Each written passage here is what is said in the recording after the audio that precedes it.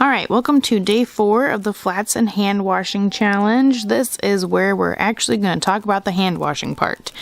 Let me show you guys what I have been doing for my routine. I do this twice a day. I do it around lunchtime sometime and then at bedtime. So because I have 2 in cloth, it's quite a lot of laundry to do all at once, so I like to split it up twice throughout the day.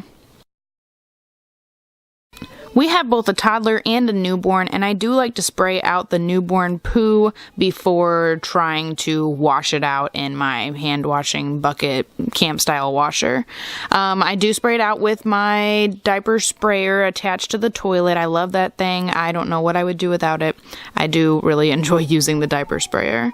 So I get all the newborn poo out into the toilet, and then I will open up all of the flats individually before putting them into the bucket washer.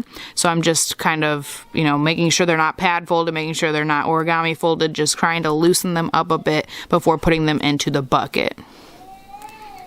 Next, I fill up the bucket with cold water and I plunge 150 times. I do 3 different sets of 50 plunges. Just to kind of make some kind of pattern, I just count to 50 3 times.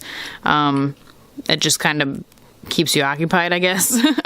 So after that, I do pour it all out. I rinse each individual thing and then throw it back into the bucket. I make sure that I'm opening up the flats after I rinse each one. I'm not like super wringing them out, just kind of wringing them out and then throwing them back in. Next is actually the wash cycle, where I'm filling it with hot water and some detergent. It's really not a lot of detergent. It's maybe a tablespoon or so. Then I plunge that 150 times.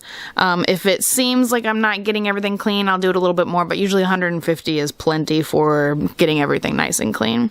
Then I pour all of that out. I rinse each individual one once again. Make sure you're opening up the flats again and putting those back in the bucket for a rinse cycle. So this one's just cold water, another 150 plunges, and then I pour it out. That's just a really simple rinse cycle, and my final rinse is under the faucet, where I'm actually wringing everything out super well, making sure that every drop I can reasonably get out of the flats are actually coming out. And I'm placing them into a laundry basket one at a time. I actually wring out my covers in a towel, which is something that I learned from Jess's Blessed here on YouTube, and I will leave a link down below to her channel. She has tons and tons of cloth diapering videos.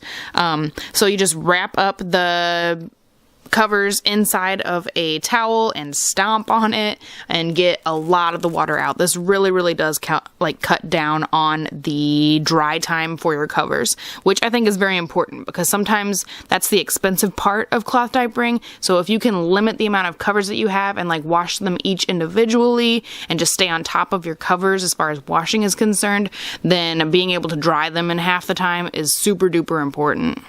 So next is just hanging everything. I just have this little collapsible drying rack. I actually live in a 2-story and I've been washing everything on the 2nd story. So instead of walking all the way downstairs to put the laundry out, I just keep it upstairs right on the landing area, right in front of the window. It's been warm this week, so having it in the window with the window open and the wind coming through has been pretty nice. On some days, if it's been a rainy day and it's super duper humid and my flats will not dry, I do have to move some of them over to my stair railing, the ones that are kind of halfway dry from my previous wash cycle, and then I will put the newly wet ones back on the rack. Sometimes I run out of space, so I do have to put the covers over on this random rocking chair.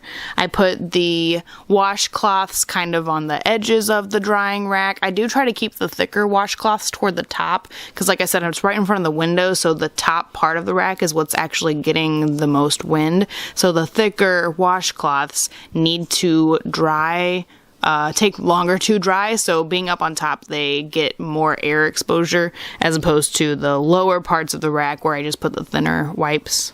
So yeah, that's it for my wash routine. It's been working pretty well these last 4 days. Like I said, doing it twice a day really cuts down on the amount of work that has to go in at a time. This typically takes me about 30 minutes or so. So I hope you guys enjoyed the video. Please give it a thumbs up if you did like it.